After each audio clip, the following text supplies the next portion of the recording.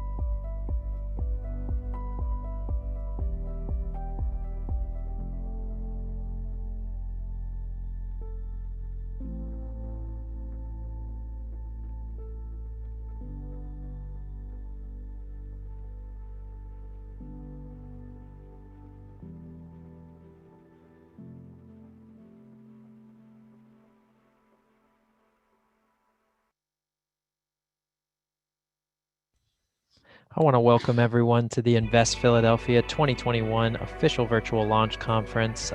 We are so excited to present to you 3 great panels and 3 wonderful panel speakers. We are going to get started here in just a couple of minutes, but we still see a lot of people coming in, so we want to give everyone a chance to get settled and enjoy the show.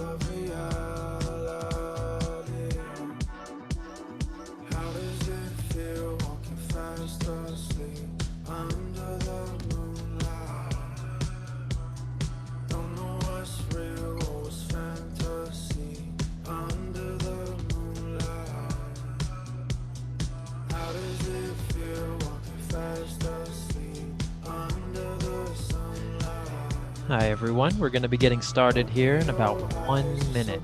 1 minute warning, everyone. We'll get the show started.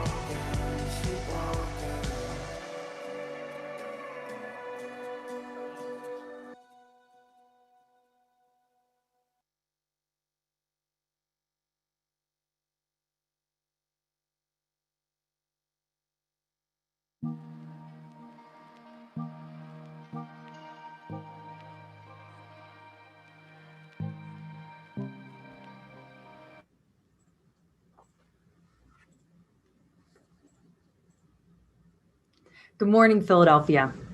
I'm Abby Maloney, President and CEO of Capital Analytics.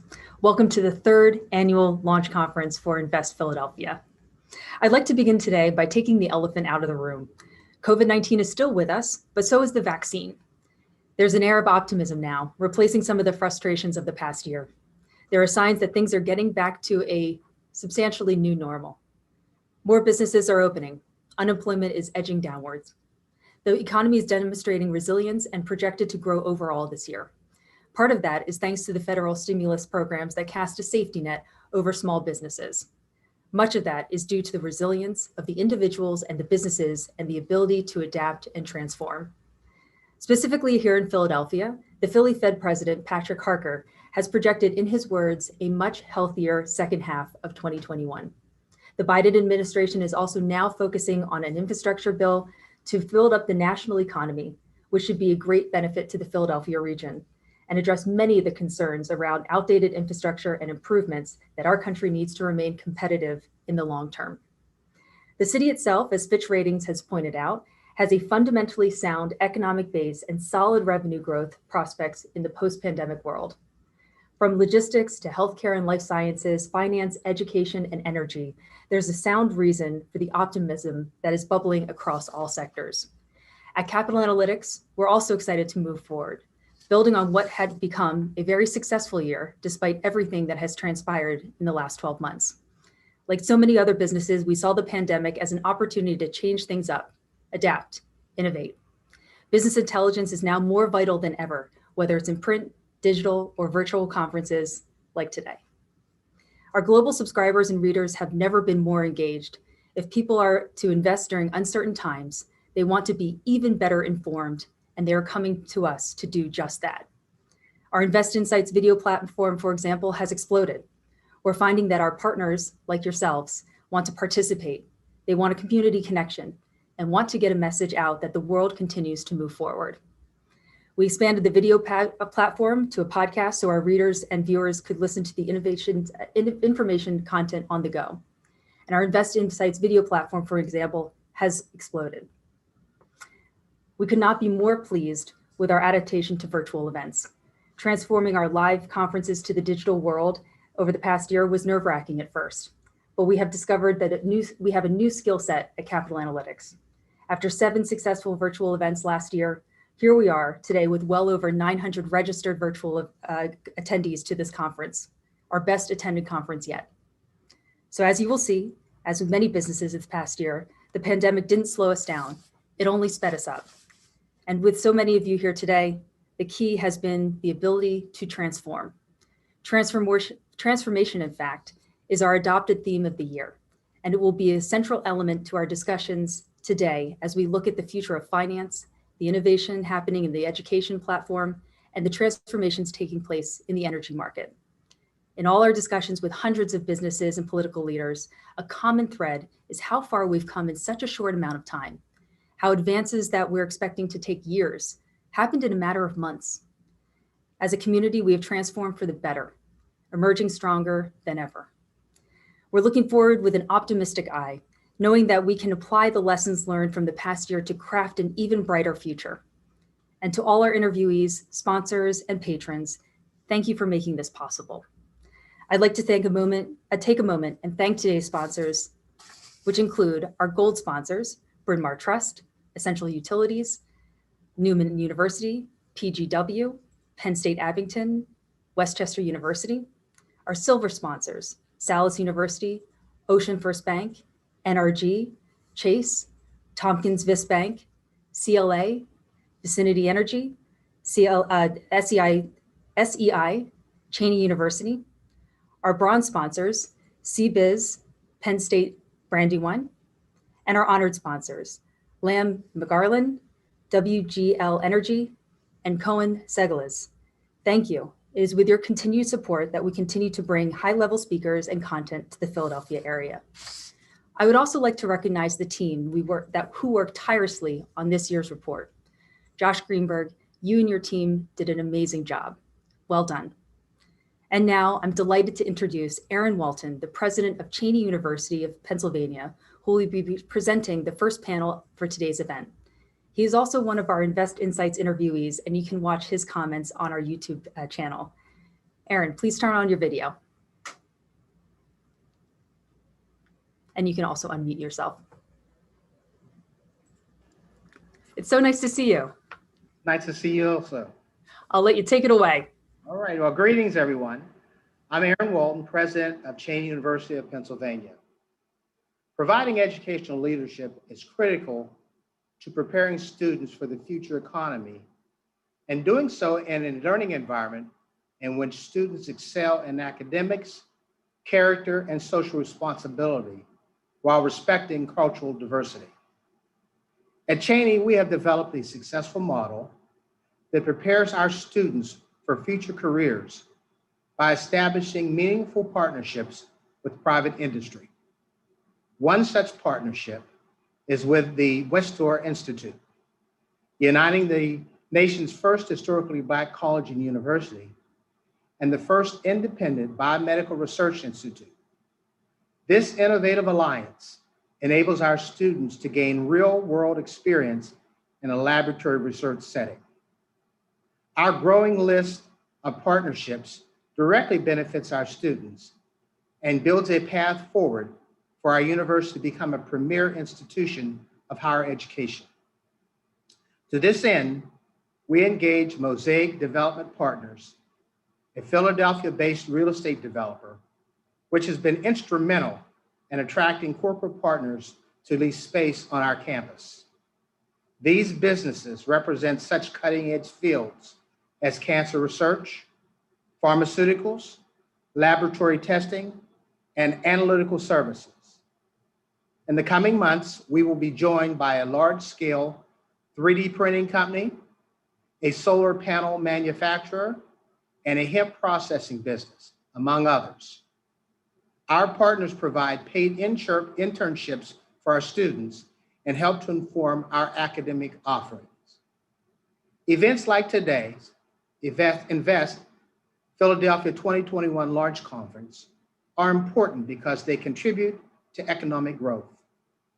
Capital analytics work of connecting potential investors with investment opportunities is not unlike our work at Cheney of establishing public-private partnerships by inviting forward-thinking businesses and organizations to invest in their future growth in Cheney University and in our students. In mid-2017, we began a transformational journey at Cheney, and there have been a lot of exciting developments. Little did we know 4 years ago that many of the difficult actions we've taken helped to prepare our university to weather the unprecedented set of challenges the current pandemic has brought. Through all, we continue to take steps toward future success throughout our institution, and most importantly, among our students.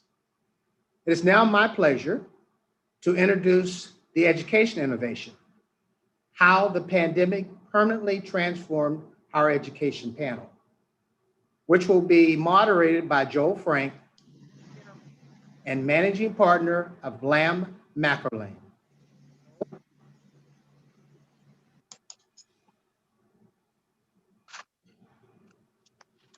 Thank you, President Walton. Again, I'm Joel Frank, the chairman and managing partner of Lamb McElwain, a full-service law firm with offices in Westchester, Newtown Square, and Philadelphia. It's my pleasure to introduce our four distinguished panelists whose perspectives I'm confident you will enjoy. In no particular order, we have Mike Middleman, the president of Salus University, Chris Fiorentino, the president of Westchester University, Chris Domes, the president of Newman University, and Margot Dellicarpini, the chancellor of Penn State Abington. I have some questions for which we'd like each panel member to respond, and others are devoted or directed to a specific panelist. So let's get right to it.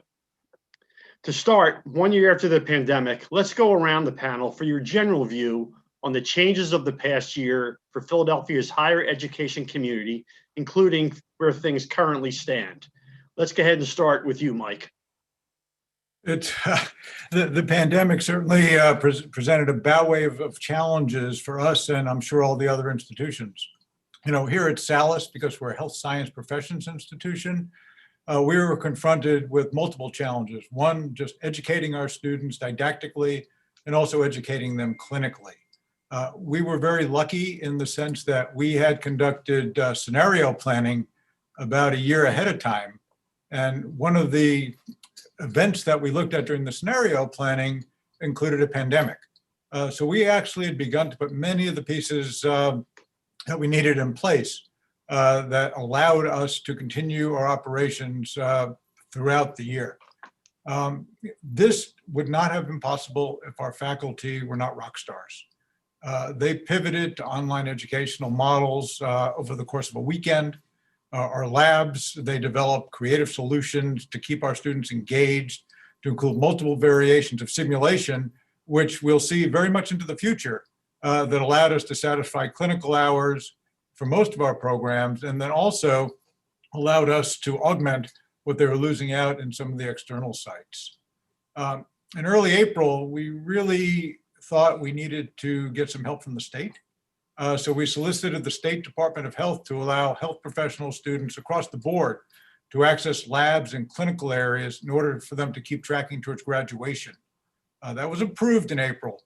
And so we allowed our students to come onto campus and be creative in doing their educational endeavors while at the same time keeping them safe. Of course, one of our Achilles heels was the external sites, which unfortunately didn't come back online until much later. They weren't as creative as we were in the educational side, I dare say. But that affected about 100 of our students whose graduation times were extended over several months. Thankfully, that was able to be offset by the CARES Act. You know, throughout this entire emergency, one of the things that we learned that was frequent, clear, transparent communications that were both designed to be informative and inspirational at the same time really helped to get people through this. This helped the entire Salus community be informed, as well as stay engaged as we navigated through the crisis. This is something also that will carry through and has carried through as we look to the future. You know, looking forward, I think we're going to see more online and hybrid education. That's definitely going to be in our toolbox that we've certainly refined over this time. A greater use of instructional technology in all of our venues, continued growth in simulation, to name a few. We've also just completed a standardized patient simulation lab at Salus as a result of this. So, you know, these kinds of things were really important. We also have looked at stackable certificates that will be developed, that will continue to develop, because they satisfy many growing educational and healthcare needs well into the future. So that's kind of how we're looking at it right now. Great. Thank you, Mike. Let's move to you, Chris Fiorentino, for your perspective. Same question, please. Sure. Thanks, Joel. Well, Mike covered a lot of ground there. I think what I would add in terms of the overall climate, higher education is already facing challenges that were in place before the pandemic hit. The demographic trends have not been favorable. A lot of schools have been suffering enrollment declines, and I think there's still uncertainty around that. There certainly have been enrollment impacts over the past year as students and their families have been impacted by the pandemic, and how that's going to play out, frankly, is not clear right now. I will also emphasize the fact that the federal support really did help to bail us out. We took a significant financial hit, and at least in terms of the short run, the federal resources that have been provided have helped us to weather this storm. But I think there's a lot of uncertainty going forward for the higher ed community because the demographic challenges remain. The number of students expected to graduate from high schools over the next 5 years or so is going to be flat or even declining as we go into the middle of the decade. And how that's going to impact the higher education community remains to be seen. Thank you, Chris. Chris Domes. Morning, everyone. Yeah, I would just echo some of what Mike and Chris have already commented on. At Newman, similar to Mike, we had a strategic plan in place where we were transitioning to more robust online education. In fact, all of our faculty were in the midst of going through a program called Quality Matters, which is really a preparation for faculty to deliver high quality online instruction. And so now almost 100% of our faculty have gone through that process. It ensures quality both for in-person as well as online. Our students, we have almost 50% of our students are Pell eligible. Over 50% of our students are first generation. That presented an issue for us and determination in the fall that we would offer about 50% of our classes in person and about 50% online. We were able to do this with social distancing, with all the elements that were required of us. That really helped, particularly our students that had issues around access to good high-speed internet at their homes. Also, food insecurities. We allowed some of our students to live on campus. We had about almost over 500 students in the fall and approximately 500 students in the spring living on campus. So we really surveyed our students. We looked at the issues of going fully online for some of them, the challenges of that. We created support services. In fact, and we contacted and called all of our students personally, both in the spring and this fall. So we've had an outreach support for our students that have been really important during these times. The other thing I'd mention is one of the things that we've also done is ramped up our mental health work that we've had to do on our campus. This has created a tremendous amount of stress and anxiety for young people and for their families. It becomes prevalent in the classroom environment and their ability to continue to achieve their education. So we've seen some advances there. And I would also echo our faculty have done an exceptional job. I think they have really stepped up in a matter of a few days to transition to online education, and they did that exceptionally well. Thank you, Chris. And Margot, your perspective on behalf of Penn State, please. Thank you. And we experience, higher education as an industry, similar challenges and opportunities that my colleagues here have also shared. We focus our commitment on student success really has focused and center our needs on our student and faculty throughout this past year to ensure that our students had access to our excellent Penn State academic offerings. The digital divide has always been present, but the pandemic has exposed digital inequities to a much broader audience and really has brought the conversation to the forefront. In the early days, our number one challenge was meeting the technology needs of our students, ensuring that they had computer access to the internet, and more general support services if they, for troubleshooting. Our IT staff, the professionals that we have employed have, I cannot underscore the importance of our IT units on campus because they were the heroes in helping faculty and students make the shift to remote learning. And as a result, we've greatly adapted our use of technology in a real value-added way. Our faculty and staff have really come away stronger as a result of having to adapt to these new technologies and to collaborate in the new digital environment. And all of that would not have been possible without the support of our IT staff. And we have come away with really a very intentional focus on building community. One of the things that we found was that students, faculty, and staff, our whole campus community needed to be together. And whether that was virtually or on campus, one of our areas of focus was holistically approaching building community in this new virtual world. Thanks, Margot. My next question is actually a two-part question, again, for the entire group before I get into specific individual questions for each of you. And that being, what were some of the positive takeaways from remote learning, and what could have possibly been done better? How can schools take advantage of the new landscape to propel new growth? And let's go ahead and start with you, Chris Domes. Yeah, I would say students adapted and faculty adapted well to online learning. I think what we've learned, what this year has presented to us is an acceleration of what was already happening in the marketplace. And so institutions had to move. And I think those of us who wondered if this could happen or not on our campuses realized that it actually could. And we saw some advances in the ways that we delivered online education. And also, I think it's been a sorting out of what content should be delivered online and what content needs to be delivered in person. I think higher education is in the midst of sorting that process out, and faculty are doing that. And I think ultimately it will allow us to be more efficient. We'll deliver content more efficiently in the future. The technology is also advanced, and Margot mentioned technology and the importance of that in the way that we've delivered education. That's advanced tremendously. Those of us who didn't spend much time on Zoom certainly got to do that frequently and often. And we're running our institutions in remote ways that we didn't think we could do. So I think we learned a lot about ourselves and our ability to advance education. I would also comment that I think living on campus also has taken on a new dimension.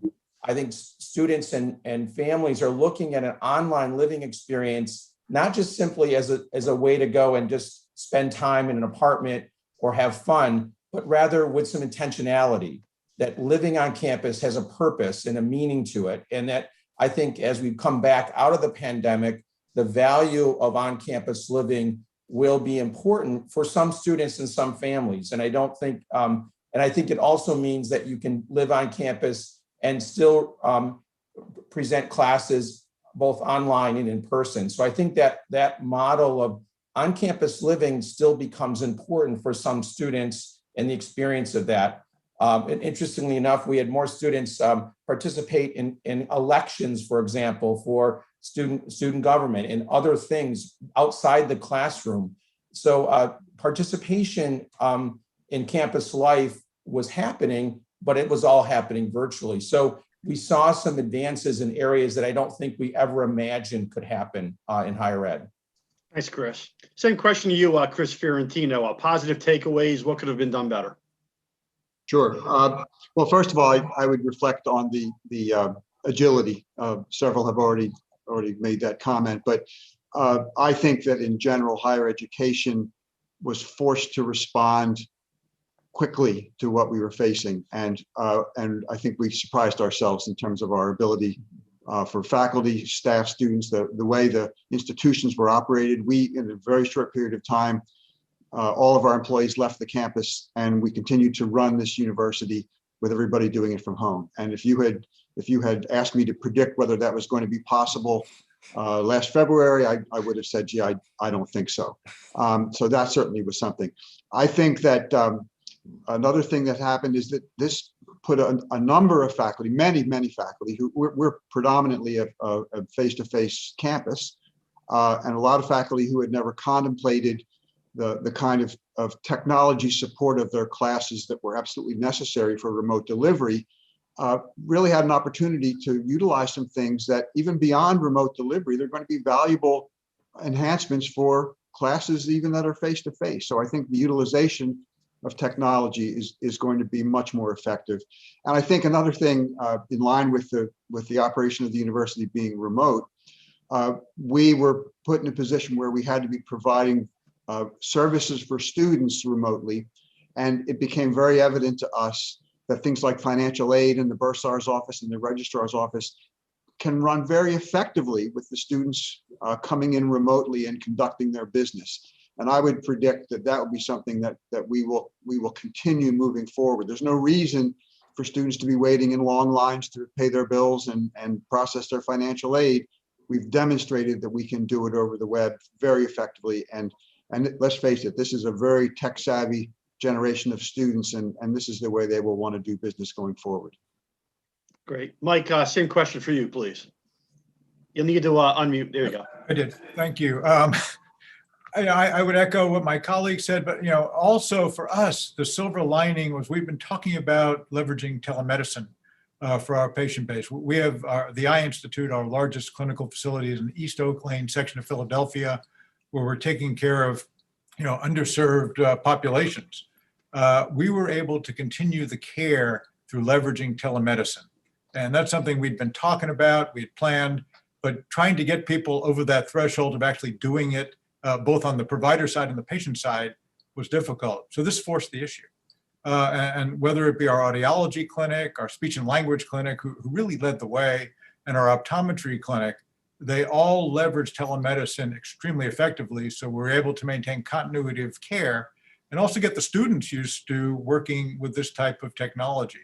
From an instructional perspective, just being able to pivot and do laboratory simulations and things that we'd only talked about, we're actually able to operationalize. And to both Chris's points, just doing some of the back office types of procedures. We don't need to have office space now for a lot of the things that people would come in for. Our university ran flawlessly with people being able to leverage technology from home. And that was a very quick transition, and people were very comfortable with it. So I think that's a true silver lining here. Keeping an eye on the clock and our allotted time frame, I'm going to go ahead and move into some individual questions now. Margot, let's go ahead and start that with you. Throughout the events of the pandemic, a spotlight was shown on bolstering diversity and inclusion efforts, especially as it relates to higher education. Could you please speak to how your university is working to address these issues and increase access to collegiate opportunities and create a more equitable higher ed environment in the region? Yes, and thank you, Joel. So at Penn State Abington, we are committed to equity, access, and inclusive excellence. I believe that our work in this area has to be carried out intentionally, institutionally, and systemically. So in other words, it really has to be a campus-wide approach and a very intentional focus.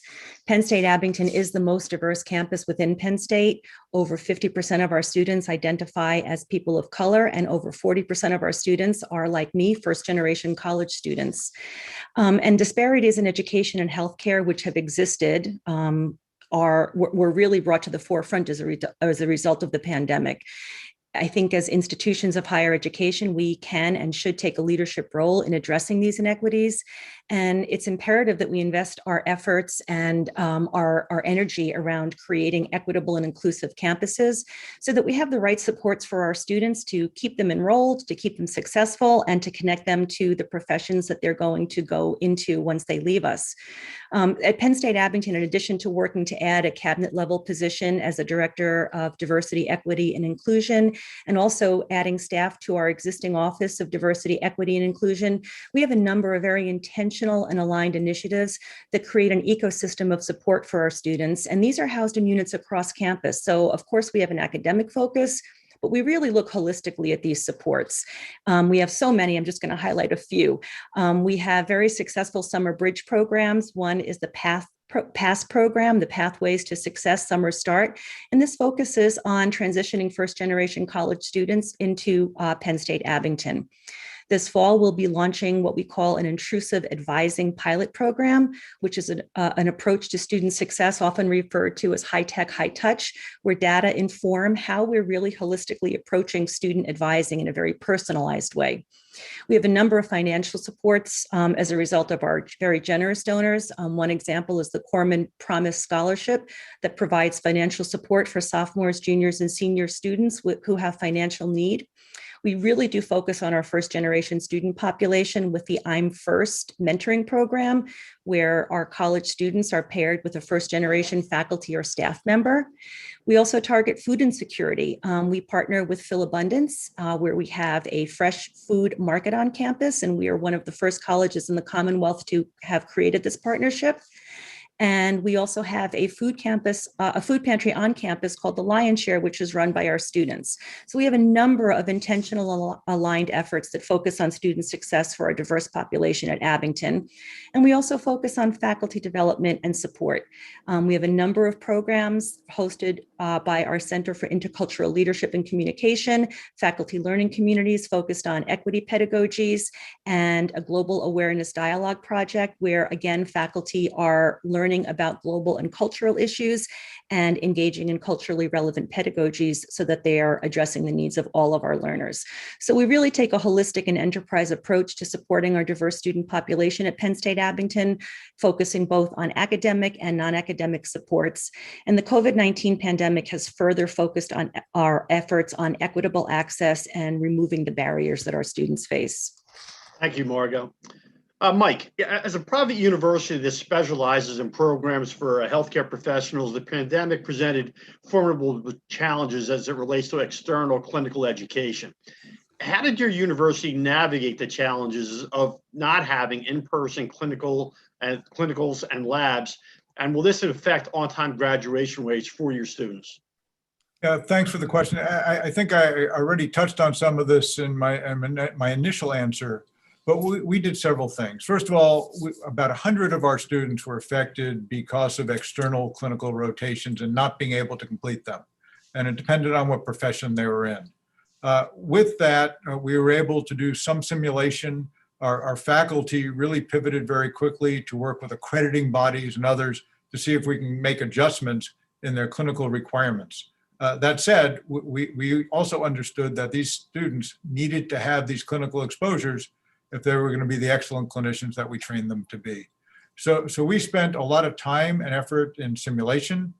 We spent a lot of time literally beating the bushes in each one of the programs, working with individual institutions within our area and outside of our area to assure that our students can actually get to external rotations. Because we have internal clinics, we're able to leverage them to a certain extent. But even with the COVID restrictions, we weren't able to get the number of clinical exposures in each one of the programs that were required. Thanks to the CARES Act, we're able to help these students financially so that they're able to remain in their apartments. We don't have dorms because we're graduate only. And we were able to sustain them so that they can graduate later in later date. My daughter was one of these affected. She was in our occupational therapy program, and she didn't graduate until 6 months after her projected graduation date. This was not unusual, but it's a credit to our students and our faculty because they all recognize this and they all work together to make this happen in a very organized fashion.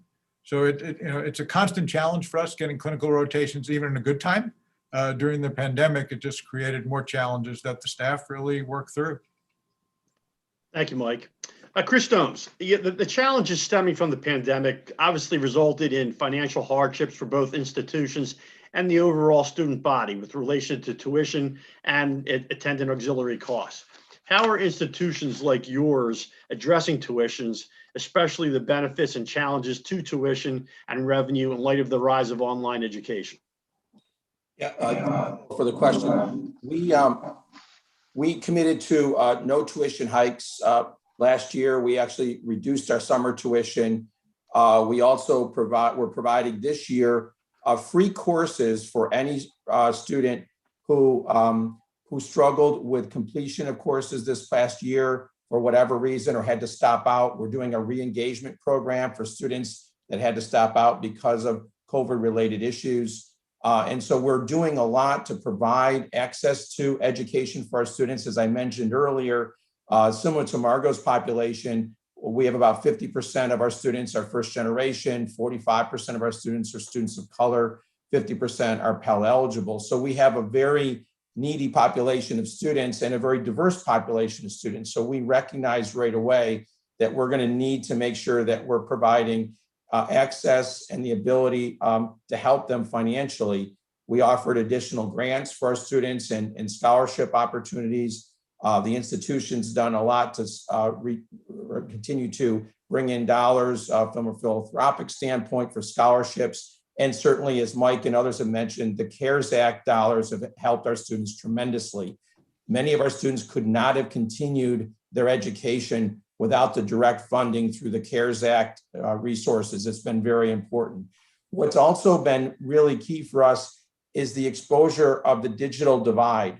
There are students in our community, not far from our own campus, right here in the suburbs of Philadelphia, that don't have access to high-speed internet, believe it or not. And it's not that far from our own homes.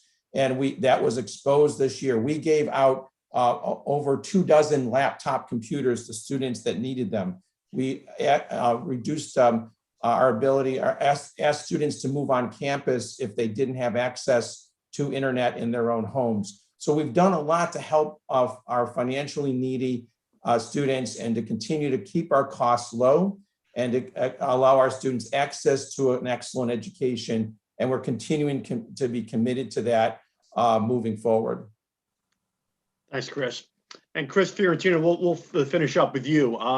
There's a gap between jobs that are on the horizon that require a college degree or other post-high school certificate and the number of people available to fill those jobs who don't have the necessary credentials.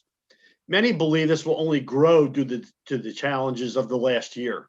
How is your university working to tackle this challenge, and what needs to change within the traditional higher education model to further address this challenge?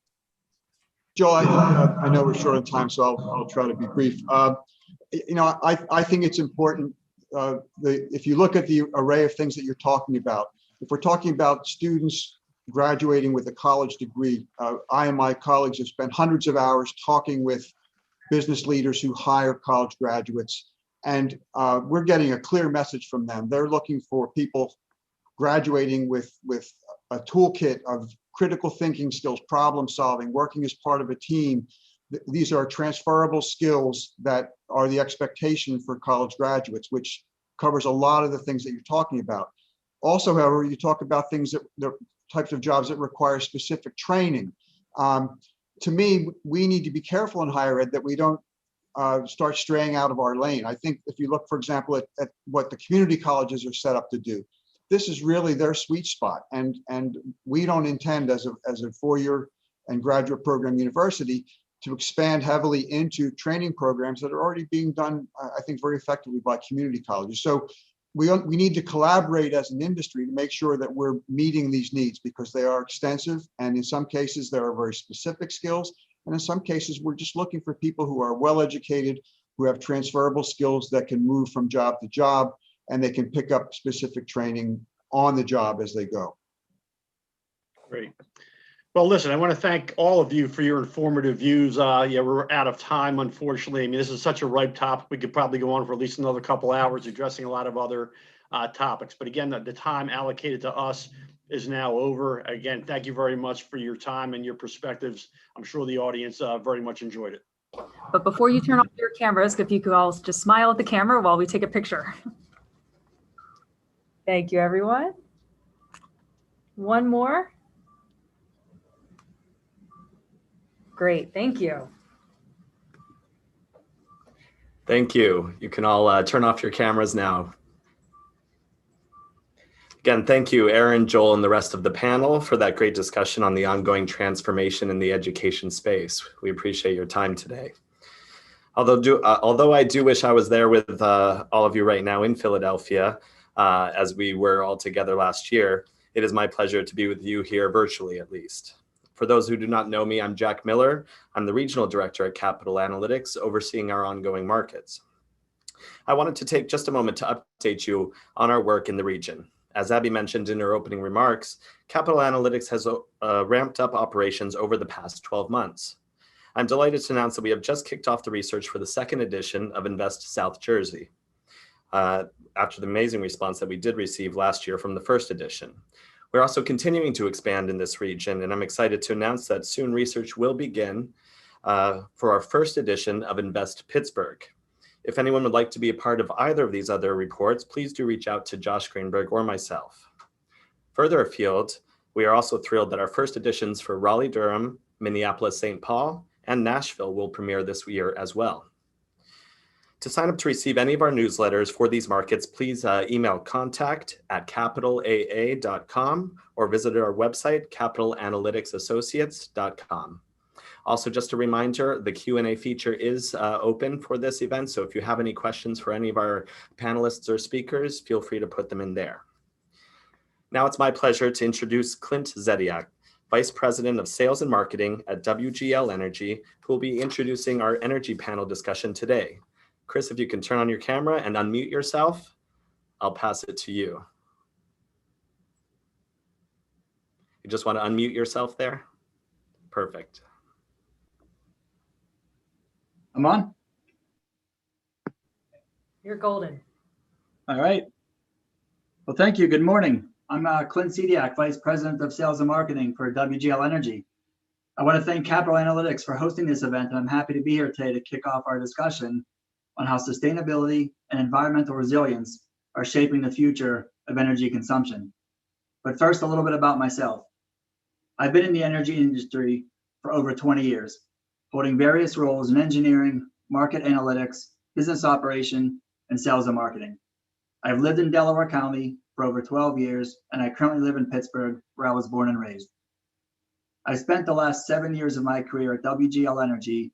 We are a leading mid-Atlantic energy supplier for all customer segments, offering a variety of electric, natural gas, and environmentally friendly products. This summer, WGL is celebrating 25 years of service to our customers. We're headquartered in Tysons Corner, Virginia, right outside of Washington, D.C., and we have regional sales offices in Baltimore, Pittsburgh, and Center City, Philadelphia, right at 18th and Market, an office we opened up in 2019 to help serve the city and the surrounding counties.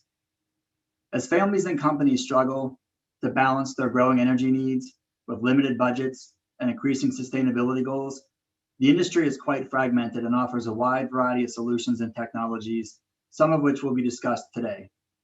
This can be quite daunting and difficult for a consumer to sort through and manage.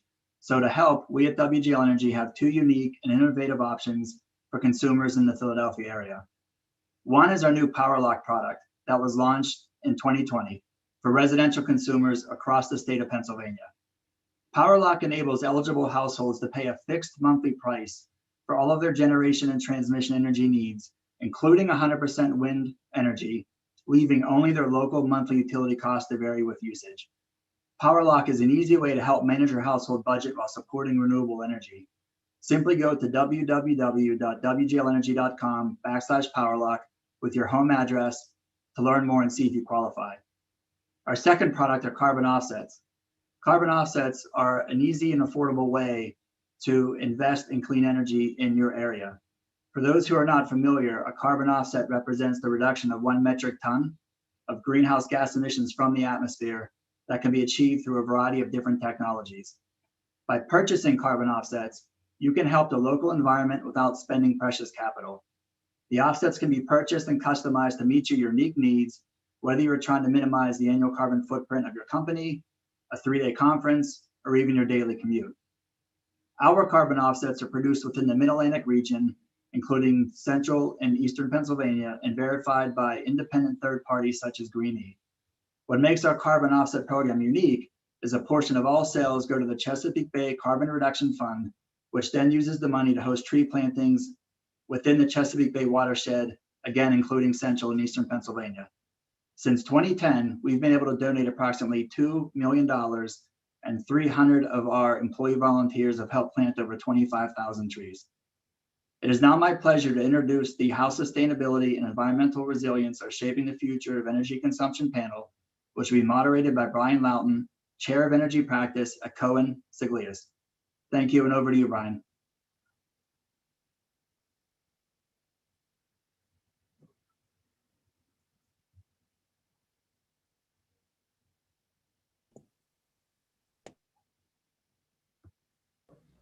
Just make sure everyone unmutes themselves. There we go.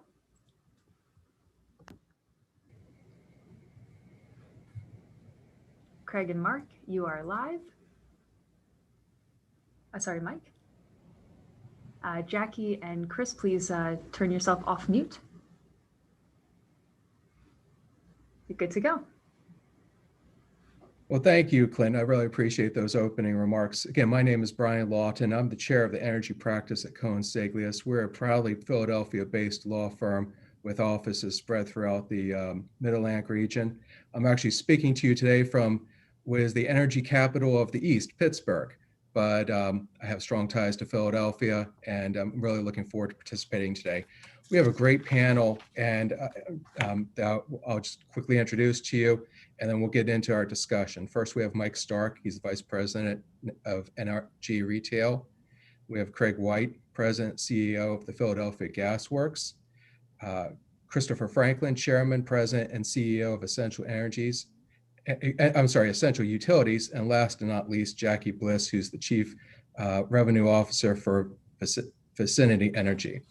And so I'd like to kind of just start with some initial reaction where we stand. Consistent with the first panel, we'll start with some group discussions. I'll go through.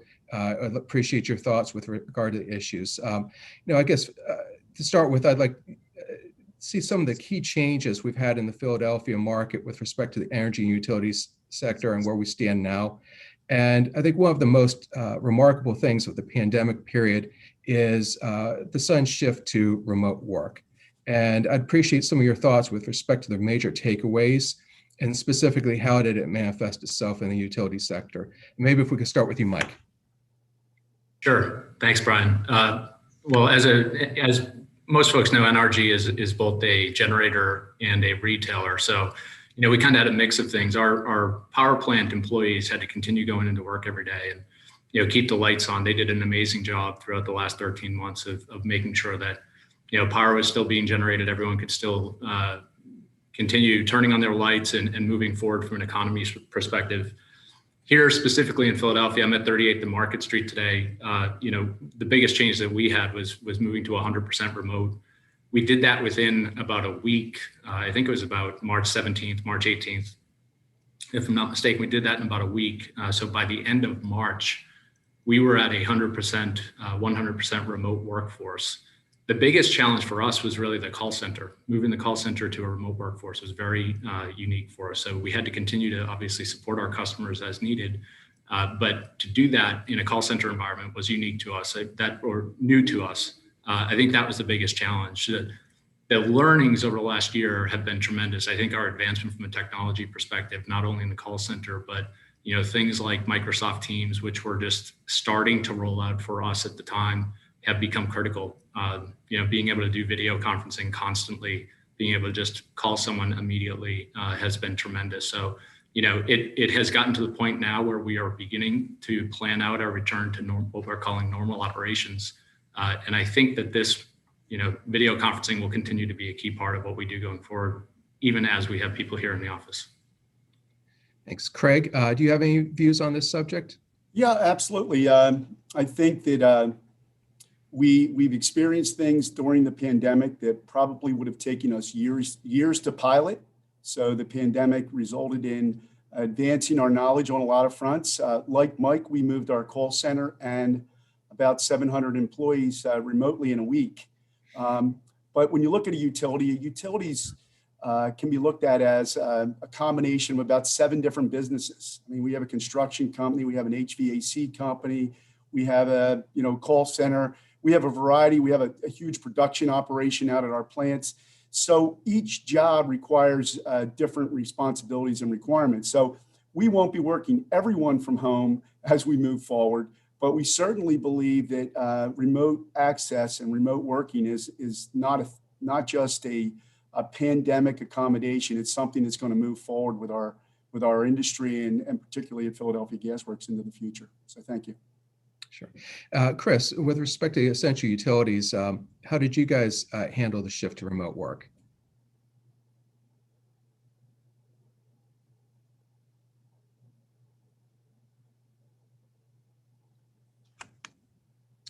Chris, can you hear us?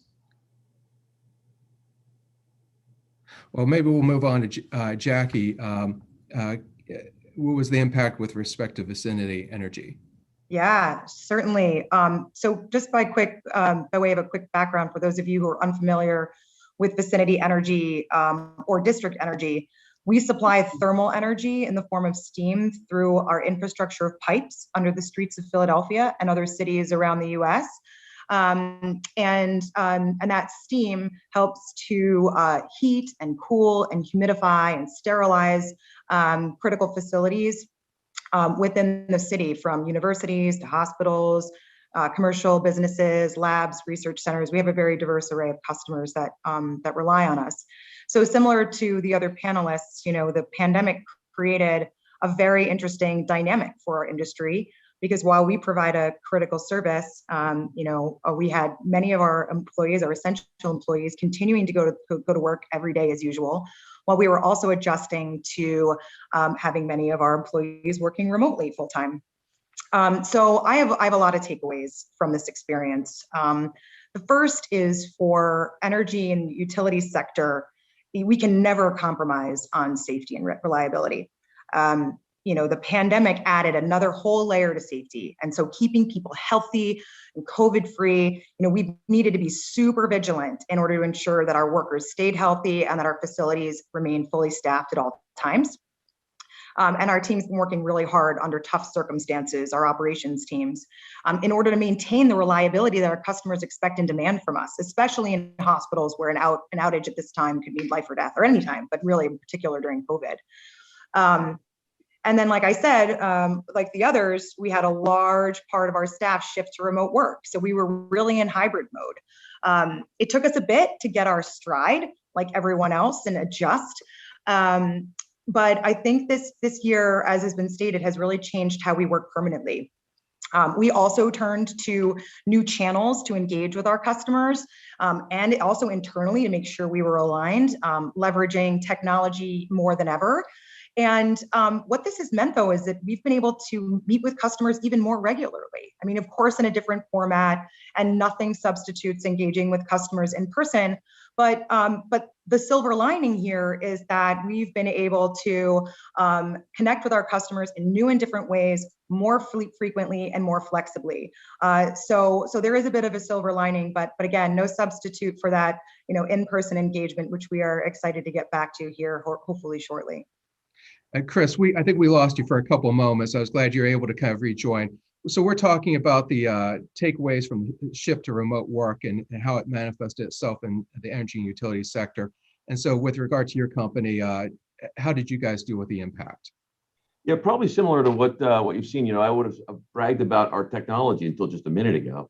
But I think, as I think back on the pandemic, the day we shut down, the day we started work from home, was the day we closed our transaction buying a gas utility in Pittsburgh. So we paid $4 billion for this company. We close it, and the same day we have to send everybody home. And as Craig White could attest to, you don't necessarily want to send all your people home when you're operating a gas utility or a water utility. So fortunately, the year went very, very well. If you had told me at the time we could send our customer service representatives and all the people who answer phone calls every day in emergencies, send all those folks home, I would have said no way. But it's actually worked out very, very well. Of course, like most utilities, 2/3 of our people continue to work every day, visiting homes and addressing issues in the system. But all in all, I have to say it went really well. Now, I will say a couple of open-ended questions. What out of the pandemic and this new work from home, what's our new work from home or our new flexible schedule look like? And how do we think about core days or core hours? And how do we build a culture? And how do we onboard successfully and continue that those cultural aspects that we really want in our buildings, in our company? And finally, I would say, what does it do to our cities and towns, not just here in Philadelphia, but certainly across the country, if 75-80% of the employees come back, but 20 or 25% don't come back full time? Can it sustain the tax base and the all of the retail and restaurants we have in our cities? And that's a great concern. I know in Philadelphia here alone, we're talking about a $200 million loss in tax revenue in the city wage tax alone. So a lot of questions come out of it, but all in all, fortunately for our utility, things went pretty well. Well, great. Thank you, Chris. So in her opening remarks, Abby spoke about infrastructure, and that's a topic you're hearing more and more as a subject of discussion, in particular, the goal of the present administration to develop a green backbone for the United States. And we're going to be spending a great deal of time talking about infrastructure in terms of the public infrastructure, but the private sector has its role to play with this as well. And amongst our audience today, we have a number of people who are involved in commercial, residential, real estate, landlords, building operators. And so I wanted to see if you could address some of the costs that are associated with energy upgrades and how this problem can really be solved for the private industry, in particular those who operate real estate. And maybe again, start with you, Mike. Sure, thanks, Brian. I think the key thing, as you think about the private sector is really centered around two pieces. Is the return on investment on the energy efficiency improvements that they're making, and then also what is their goal in terms of sustainability. And those two aren't necessarily directly correlated. We have, each of us, I think, as organizations have goals for greenhouse gas emissions, goals for energy efficiency. One of my favorite sayings is the cheapest kilowatt hour is the one that's not used. And I think, that is one of the things that we think about from an energy efficiency perspective. What we're really working on as an organization is trying to fit the needs of all the various organizations that we work with. There are some that, may not be able to make that capital investment today, especially with the economy where it is from a pandemic perspective, but there are choices that they can make that will help offset their energy usage. Small improvements that they can make that can have great improvements from an efficiency perspective, or again, if it's sustainability focus, I think Clint had mentioned like carbon offsets and other things like that are a step towards those types of improvements. So for us, it is most important, as we talk to our partners and our customers, to learn what their specific goals are and how we can help achieve them. And if again, capital investment is compressed at this point and contracted at this point, there are other options that they can pursue that we can help them down towards that path of energy efficiency and sustainability. And Craig, from the perspective of PGW, what are you guys seeing in terms of assisting landlords in addressing the cost associated with energy-related upgrades? Well, certainly the pandemic has greatly impacted the bottom line for even the largest and the smallest companies in the city. And first, cost is always a big issue when companies are making large investments in assets that have to do with energy. And it certainly has to be, as Mike indicated, there's got to be a net present value that works for them. But with respect to your companies that are struggling right now, what we've done is we've worked with other utilities in the state, as well as the Public Utility Commission, in developing payment strategies and so forth that will enable these folks to get back on their feet. Just to give you an idea, PGW has had a moratorium that just ended on April 1. And prior to that, it was 2 full years before we actually were in a position where delinquent customers would be shut off. And the reason for that is obviously the financial challenges. So the pandemic has damaged a lot of folks, notwithstanding federal monies. It still has put a tremendous amount of pressure. So we're doing everything we can to help our customers lift that burden. And Chris, are you guys seeing anything with respect to the costs associated with landlords engaging in these type of upgrades?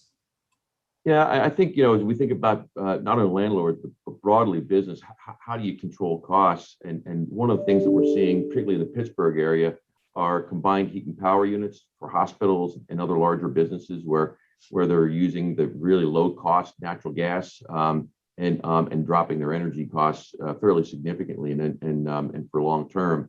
The other thing we've worked with the Pittsburgh International Airport in Pittsburgh to put a microgrid in place and to make sure that they not only have the primary source but backup source right there on their campus, and again a tremendous cost savings for the airport along with reliability. But I would say Craig touched on an important factor, and that is, when we think about what we do for customers generally, not just the landlords, but those who live in their space, we spend about $30 million a year for customer assistance programs in just our gas utility alone.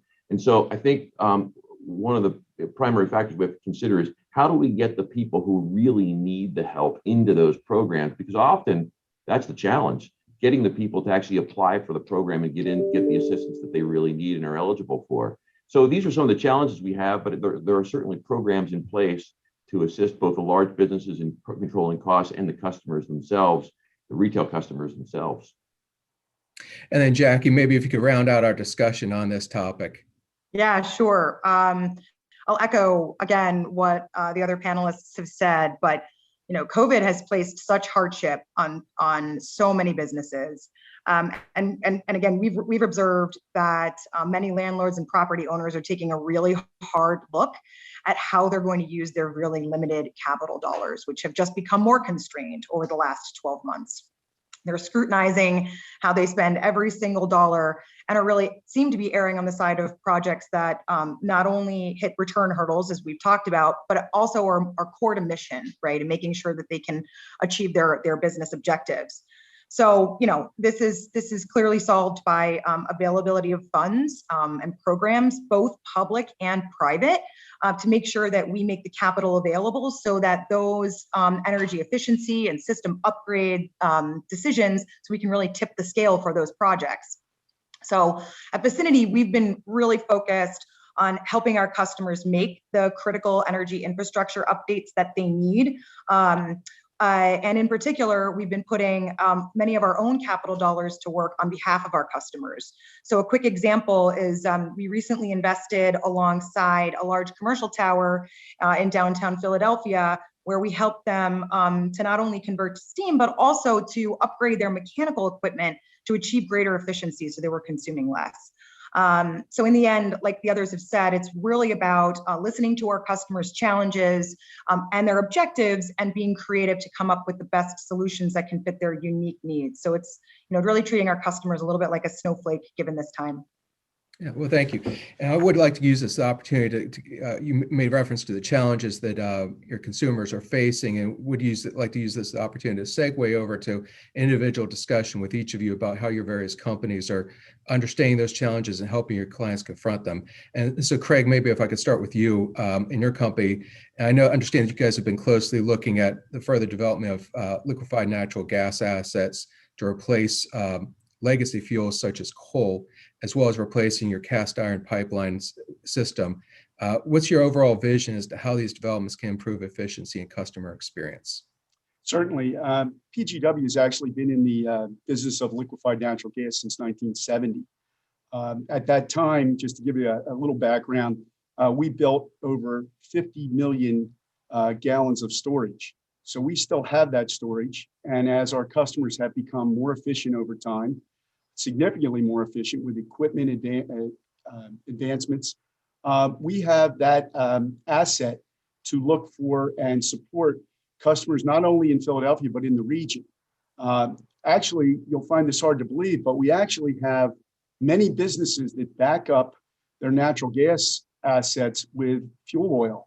And one of the movements in the future will obviously be to a cleaner fuel like natural gas. There's actually utilities, it's almost hard to believe, but there's actually utilities that back up their operations with fuel oil as well. So what we're trying to do here with our LNG is to get a cleaner, very well priced product into the marketplace, and it's very well received. Certainly also, I know Chris mentioned combined heat and power in Pittsburgh. We have over 21 installations in and around, in Philadelphia, I should say, not around, but in Philadelphia, for combined heat and power, where natural gas is used very efficiently. And of course, when it comes to electric generation, backup fuel for electric generation, whether it's a central generating plant outside of Philadelphia, or if it's right here in Philadelphia for a customer that buys a type of service where they need backup service, LNG can be utilized for that. So we really see a future market for natural gas. We're entering into a public-private partnership with a third party, and we're also working with other third parties in marketing that particular product. So LNG looks like a big advantage for Philadelphia Gas Works moving forward. Now, you also mentioned our cast iron main replacement program. And as we all know, the big issue in the natural gas industry is methane escape. And with respect to how that occurs in a distribution company, it's typically in an old cast iron system where the old joints, much of this pipe could be 50, 75, 100 years old. You can have seepage in those joints. Well, when you replace cast iron with welded steel and plastic, you completely take off the table the issue of methane escape. And by 2050, we will have reduced methane escape by 80% in Philadelphia, and maybe by 100 by that time. We're talking about quite a few decades out, but we probably by that time will be very close to completely eliminating that cast iron. So it's a huge investment. It puts a lot of people to work, a lot of the unions, the trades. We're in the tens of millions of dollars, many tens of millions of dollars every year for cast iron main replacement.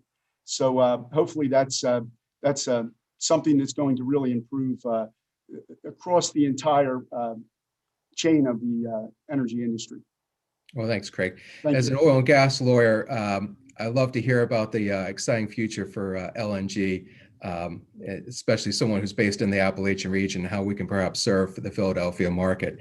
Mike, I'm going to transition to you. And so customers are increasingly becoming more educated and looking at more ways to manage their energy.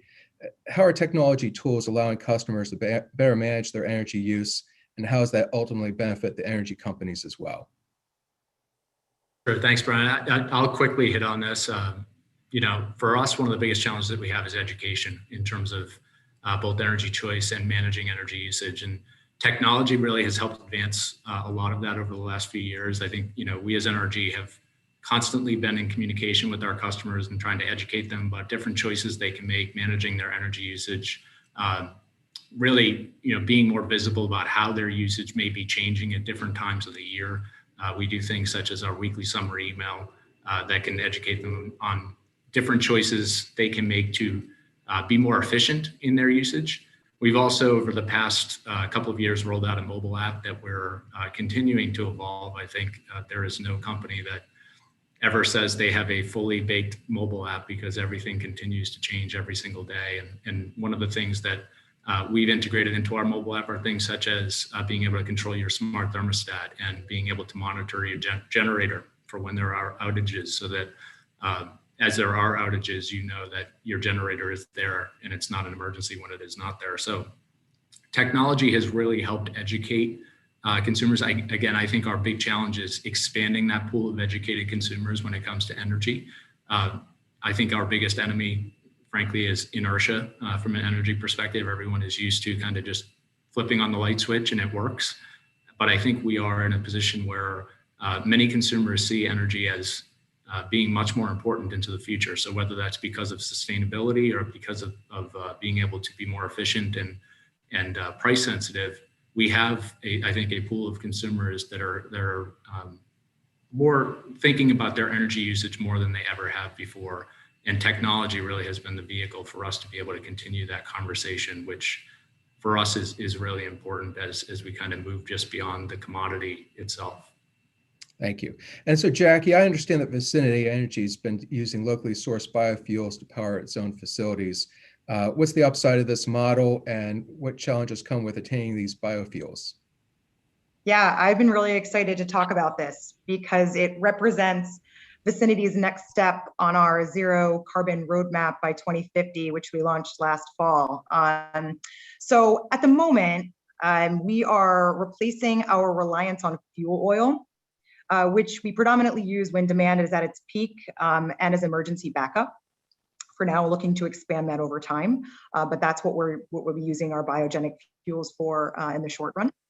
And there are lots of great benefits to the community and to our consumers. So first of all, this switch to biogenic fuels did not require any changes to our infrastructure. So we can add it to our existing tanks and consume it as we would any other fuel to make the steam that we deliver to our customers. The second benefit is that because we can leverage our existing infrastructure, and also because we've been able to secure this biogenic fuel at a competitive rate, we can do this at no additional cost to the customers from that fuel switch. So that's also a really exciting benefit to the community and our customers.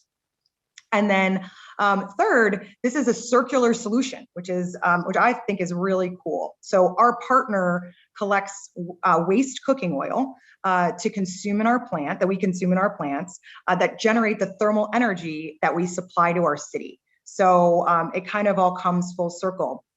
Otherwise, a lot of this cooking oil would wind up either in landfills or clogging up sewer systems.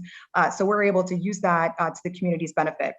And by implementing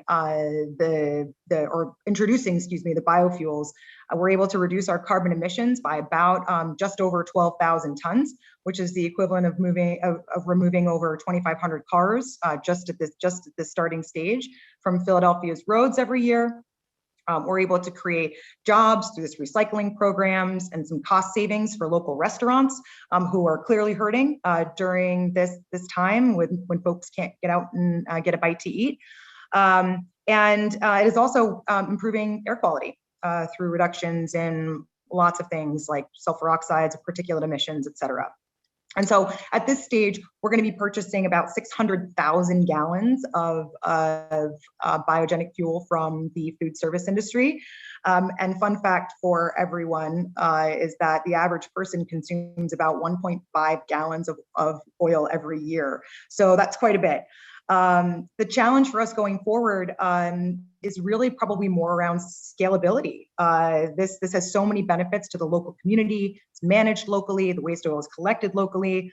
And while we've been able to secure hundreds of thousands of gallons, we're thinking about how we're going to scale this into the future and to do that effectively so we can impact more of our customers. But it's a really exciting step on our clean energy roadmap. Well, thank you, Jackie.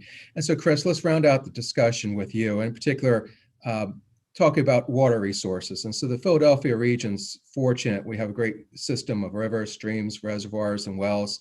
And I understand Essential's been making some critical investments to ensure the viability and the quality of these resources.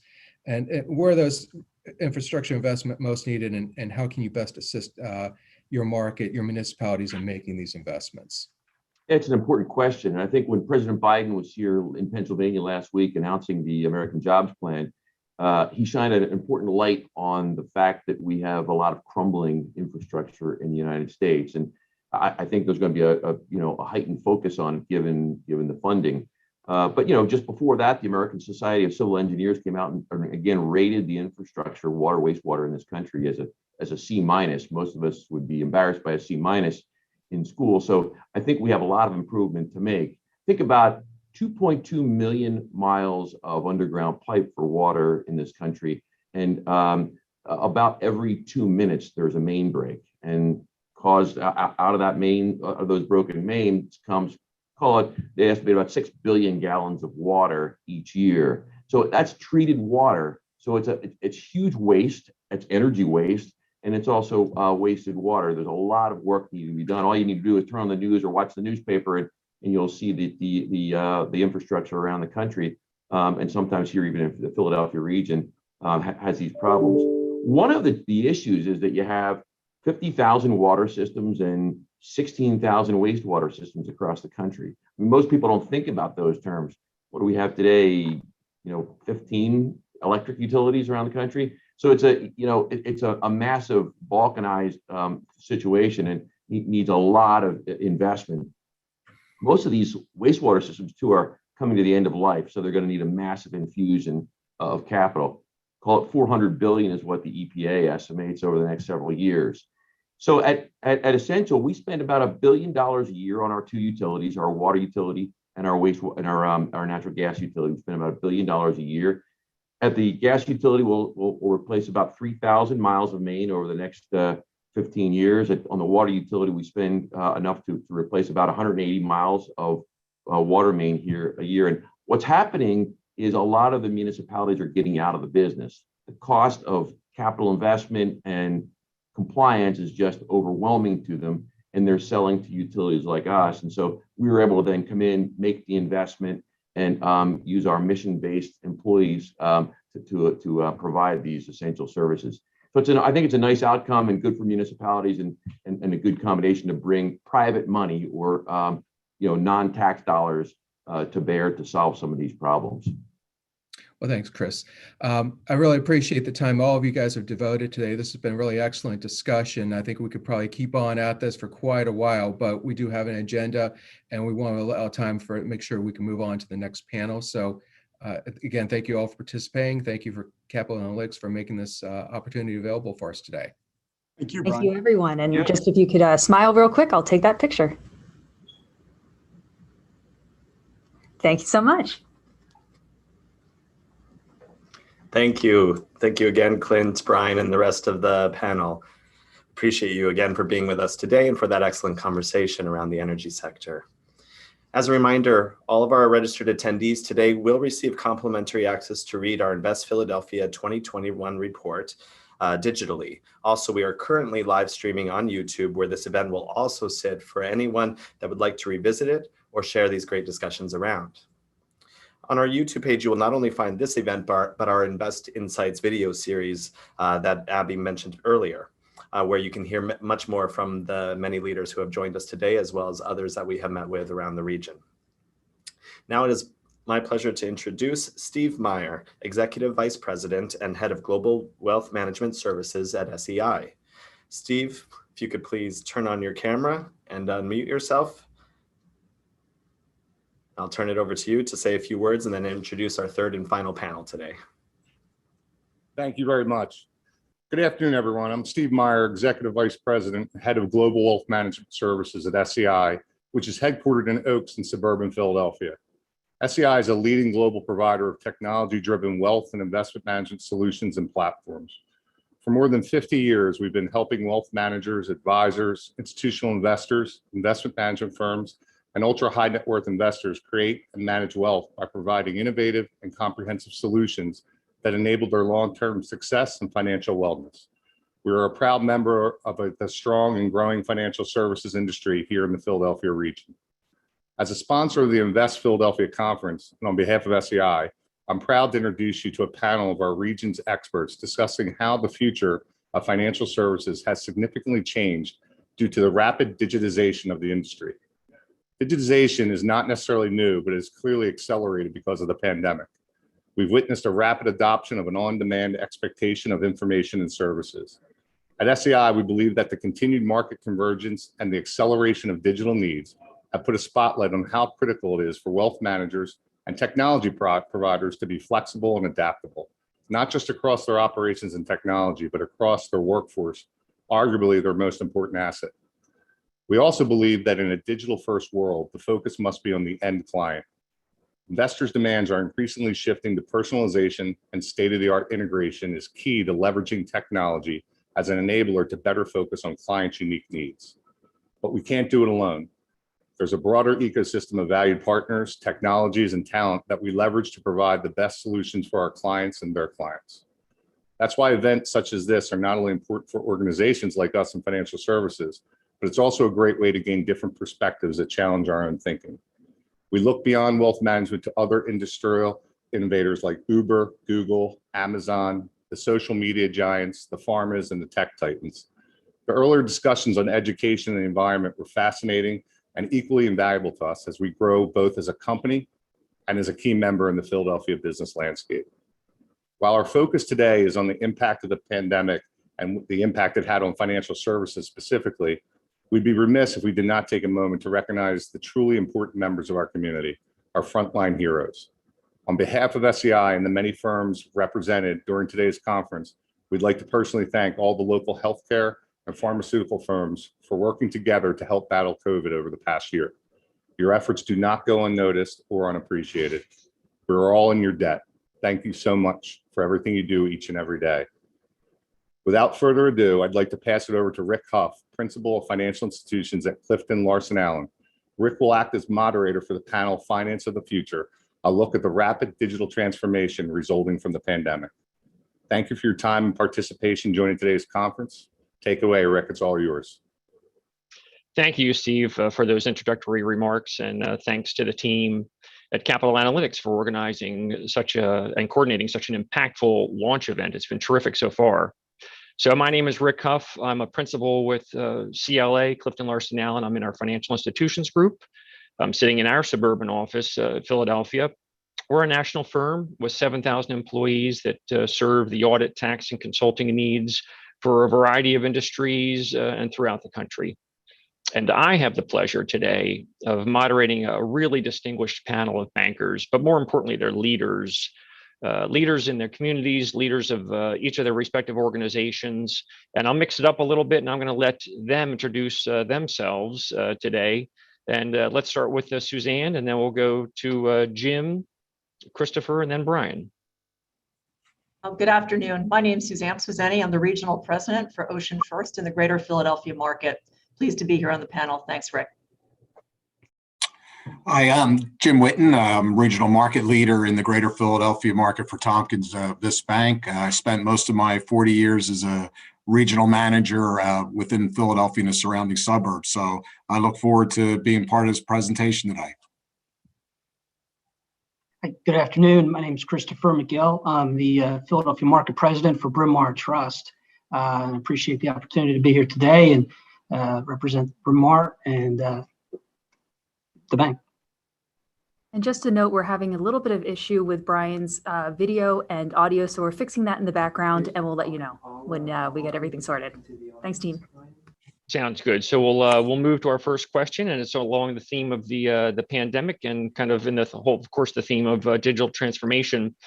For the first question, we'll focus on Suzanne and Jim in terms of responses, and the question is, how would you describe the overall response to the pandemic by the Philadelphia banking community? What were some of the positive takeaways? What could we have done better? And how can organizations take advantage of this new landscape for new growth? And can we envision a return to business as usual, kind of pre-pandemic days, if you will? Suzanne, why don't you kick us off, and then we'll go to Jim. You're on mute, Suzanne.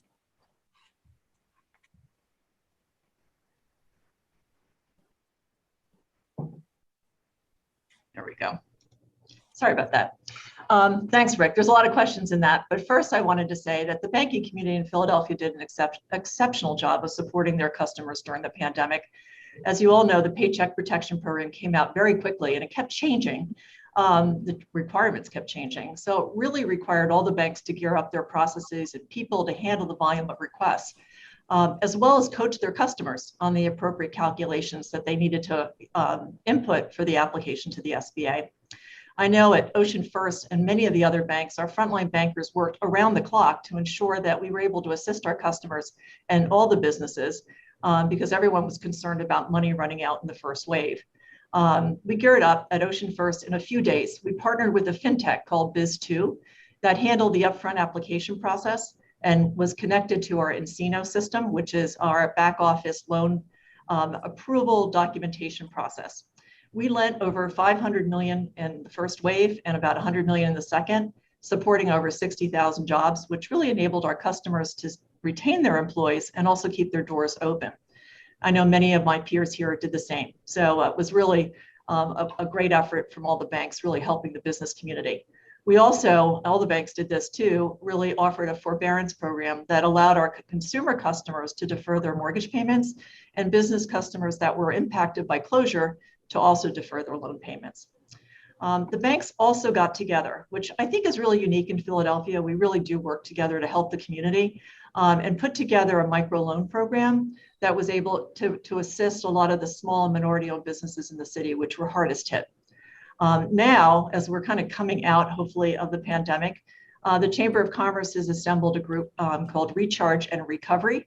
And there's a banking group, a subcommittee of that group that's really focused on how do you mentor some of the small businesses from a financial perspective and also help them on financial loan programs that are geared to their businesses. Do we come back to business as usual?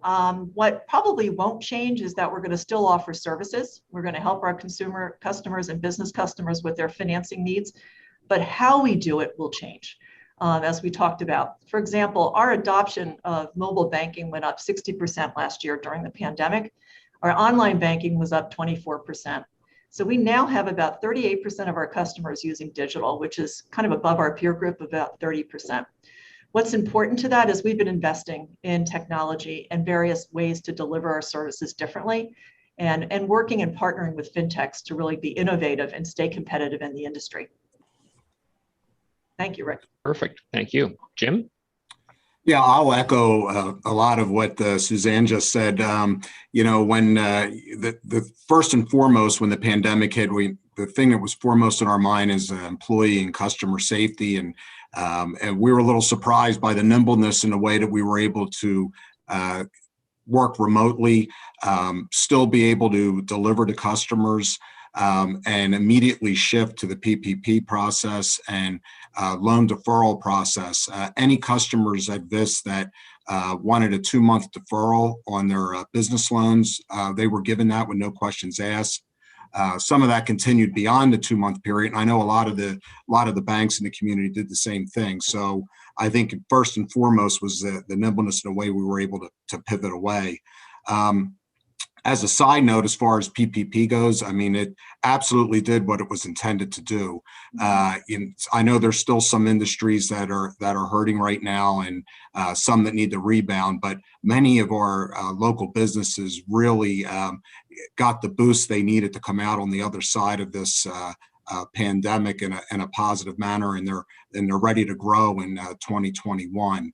So the other item that we noticed is that some of the customers that were adverse pre-pandemic to some of the cash management technologies jumped on board real quick. Our onboarding of cash management products and services has really escalated, especially some of the fraud prevention type items such as positive pay. I will also say that I think that we have found a way, as all banks have, to stay in front of our customers more efficiently. We're touching customers face to face through WebEx constantly, but there's still a need for a personal touch, especially for us as a community bank. So we're finding ways that to do a hybrid of business and understanding when is it important to be face to face with the customer. And as restrictions start to ease, we're going to see more of that hybrid, whether it's the work environment or touching the customer environment. And I know we're going to touch more on the branch system in a little bit, but there's still value in the branch system. It just will be a different feel and a different way of doing business in the future. That's great. Thanks, Jim. Yeah. So this next question I'll direct to Christopher over at Bryn Mawr Bancorp, and Brian, if he's available, if we can get the technology sorted out. So Christopher, how has the landscape changed for traditional banks and fintechs in terms of what they can offer to customers? Do you anticipate increased collaboration within the ecosystem between banks and fintechs? Do you see fintech as partners or competition in this landscape? Why don't you comment on that, Chris, and we'll see if Brian can join us after you. Sure, Rick. The interaction or the relationship with fintech and financial services has been long ongoing and constantly evolving. I think initially it was, kind of, you could view it as kind of a vendor service on institutional, status quo in interacting with customers and experience. And it's evolved over time to become more interactive, more enhanced. The financial industry and fintechs as they build and interact with more customers. You really see it. I've seen it directly in the payment space. Where you have companies that were providing Intuit and the companies that would provide payment services and online banking for traditional banking services. Kind of as an add-on and an enhancement in a safe, stable, trusted environment, to now these companies have evolved and are growing to providing these services and evolving into kind of a parallel type of system where, the banking and the financial services are almost of the utility rail for these companies to interact on and independently provide some experience and services. So it's a continual evolution. I think it provides a leveling of the playing field and some scalability for existing organizations, and it's exciting. I think what we've seen just in the past 20 years, we'll probably see in the next 3, as far as quickly as things are evolving and how technology and enhancements and trust amongst the services grows, and all of the things that everyone said so far with regard to kind of the pull through on reliance on technology, I think is just going to put more fuel in that process. Gotcha. I'm assuming Brian, I don't see Brian on the screen, so I'm assuming he's not available to comment on this question. So maybe we'll just move on to the next question. Still technology focused. Technology, obviously, as you've all noted, has been a real boon to the financial institutions industry during this period. How has technology changed your business, and how are you using technology to guarantee that your customers get the quality of service that you want them to have? Maybe Suzanne, comment on that, and if Jim or Christopher have any color commentary, happy to hear it. Sure. Yeah, as you mentioned, Rick, technology has been advancing so quickly. I think we've all talked about that. And the way we do business has definitely been accelerated because of the pandemic. You know, whether it's video, we're all kind of used to video now, online banking, mobile banking, payments apps, as Chris mentioned. So as we look as a banking community, as we're kind of rationalizing our branch network, we're allocating some of those savings back to the investment in our technology, our training, and of course, our people. Our goal is to build lifetime relationships with the customers. I think that's all that we want. You know, all the bankers want to do that. But what we've realized a couple of years back is that we needed to get our branch personnel very comfortable with digital. And we embarked on a program called a Digital Certified Banker. So in addition to understanding the products that our customers wanted, we wanted to help them in really accessing the various channels, whether it was Apple Pay, Google Pay, Venmo. We didn't feel it was right to send a customer on, if they had a question on Venmo, you know, to Venmo. We wanted to say, hey, let's walk you through this and help you and hold your hand, basically, to really help them in their adoption of this technology. And this has really improved our digital adoption, as I mentioned earlier, to about 38%, which is above our peer group at 31%. And we're also investing in the customer contact center. You know, we realized we could do that more remotely, but our customers now are familiar with video. So they rather than pick up the phone and talk to a customer service rep, they wanted to see that customer service rep. So we've instituted video as a way for our customers to kind of access us. So we felt we were pretty well positioned. We started this, you know, 2015. So when the pandemic hit, you know, we had all the technology in place to really meet our customers where they wanted to be met. And you know, this actually improved our customer satisfaction scores last year, which is kind of interesting during a pandemic. And I think it's because of the great training that our people in the branches had, and they were able to assist our customers with all the new technology. Thanks, Suzanne. Brian, glad you're with us. I'm glad you got that technology issue figured out. You want to just take a second to introduce yourself, and if you want to comment, we had a question that we threw out to the panel about how kind of the landscape has changed for traditional banks and fintechs in terms of what they can offer to customers. Maybe comment on that, and then we'll move on to the next question after your introduction. Absolutely, and thank you guys again. So my name is Brian McCullough. I'm the Executive Director of Consumer Banking for JP Morgan Chase in the beautiful city of Philadelphia. So I'm in charge pretty much of the market expansion efforts that we have going on here. And so absolutely, 2020, what an interesting year it was, right? Dealing with the pandemic, not only the pandemic, but dealing with social unrest, dealing with upheavals with the elections, dealing with governmental things, dealing with so many different things. And so the banks had to make some transitions, right? Because our clients basically were dealing with a convenience issue, and not only dealing with a convenience issue, but some clients began to start dealing with legacy issues, right? Because at a drop of a dime, your situation could change.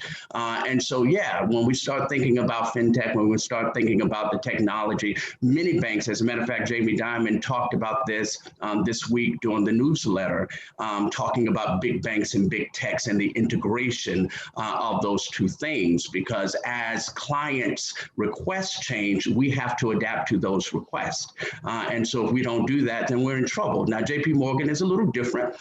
We kind of see ourselves almost as a tech kind of company. We actually have thousands of technologists that are here in the Wilmington area, actually.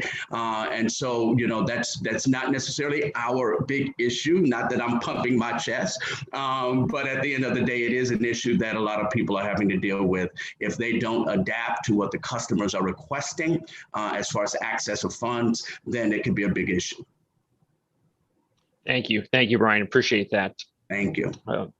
So looks like we have a question from one of the members of the audience. Let's see if we can do a little ad hoc and see if we can address this if you guys have a comment. Brian, maybe this is for you, but not sure. So it says, what are you all doing for people with limited access to banking support? It seems to me that a lot of wealth inequality in the US stems from the fact that African Americans in particular have been barred from mainstream banking services. Are your banks reaching out to help people who have been kept out of your customer base?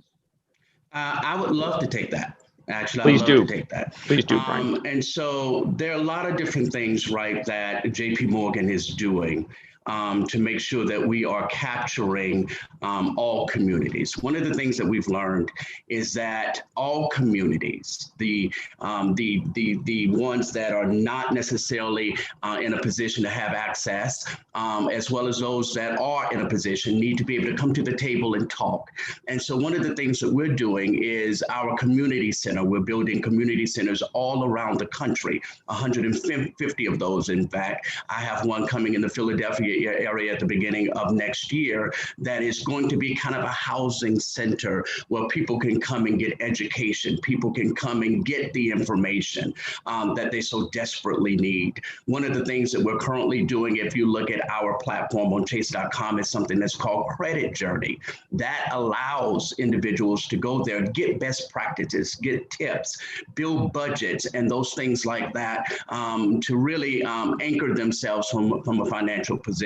So no, Chase is all about what we're trying to do in the communities to make sure that the stratification thereof is certainly distributed correctly. We want to make sure everybody gets access to the knowledge. Thank you. So, Chris, did you want to comment on that? Oh, sure. I didn't know if you wanted to go a few, but I'm happy to. Yeah, we're being a community bank. Outreach into the community it's the core source of how we interact and how we succeed as a company. We just last week hosted an online first-time home buying seminar where we've assembled credit counseling, CDCs, and also realtors to talk about and help guide people and participate in First Front Door and a whole lot of other very, very powerful home buying strategies and education. And amongst the entire organization, all of the different business lines is a critical part of their strategies for the year, or how do we interact with the community and make it stronger? And that's leveraging relationships with community organizations as well as direct efforts at the bank. Yeah, and I would just add on, financial literacy is so important. We've made a commitment, obviously, to really reach into the middle schools, the high schools, just around financial literacy and training and really volunteering. We have a foundation that we really focus on education, and there's a very focused effort on the financial literacy component because we do need to have access for all and understanding just how to operate, just a basic checking account, et cetera. Great comments. Yeah, and I'd echo Chris, as a community bank, our branches, we go to the customer, we have to have outreach and support education and financial literacy. And we run some of the same mortgage seminars that Chris mentioned as well. Great comments. Thank you, panelists. So the next question, sticking with the digital transformation, we'll direct toward Christopher. And it's specific to how Bryn Mawr Bancorp's partnership with nCino improved your front-end user experience to your back-end efficiencies, and how did this technology, along with other similar banking platforms, help facilitate easier execution of the PPP program? Sure, thanks, Rick. For those that may not know, nCino is kind of a point-to-point processing system where you have customers on the front end interact, and then all through the process manage a application process flow all the way to close and onboarding with your core system. Bryn Mawr started working with in nCino, deploying the deposit-based platform in the fall of 19, and then followed up in the fall of 20 with the small business line as well as the consumer. So that said, how it helped us with the implementation and success that we had with the PPP program can't be said enough. We're a smaller organization, but we really hit above our weight class because we had technology to really support us, to give us the ability to manage a process that was ramped up and put together in just a few weeks. fully execute and be able to track and monitor and see the information as it was flowing through the system at one place, which helped with communication, in all aspects, from communicating to the customer on where you are in the process, to the managers overseeing the pipeline and trying to meet expectations and communicate and work through the workflow issues there, and then interfacing and onboarding to fund. So again, the use of technology, the PP or the NCNO program specifically with regard to PPP for our organization was transformational. It was really, really important. Our SBA team, while a great group, is very small. You could count on one hand. We hit into the PPP program, and it was all hands on deck. And then that group, from a small, one hand group to almost 100 people. And compared to so much other large organizations, that doesn't seem like a lot, but to us, that was a massive amount of resources. And, I can't speak enough to how proud we are that we were able to help businesses in the community. We came out of the gate and accepted applications from customers and non-customers. And we're very, very happy. Like everyone has mentioned before, the program itself was so instrumental in helping people, give them the room and the resources to help kind of figure out how they proceed through the pandemic. So the technology and the NCNO implementation was phenomenal for us. That's great. Thank you, Christopher. So this next question I'll direct toward Brian. We may have answered it already, but please feel free to add any other commentary. And that is talking about access to financial education and financial literacy platforms, and how there's been such a bright light shown upon that this past year with the increased focus on equity and inclusion, and how has Chase basically helped improve the financial literacy of Americans. You already spoke about your credit journey platform, but if you wanted to expand on that discussion at all, feel free, Brian.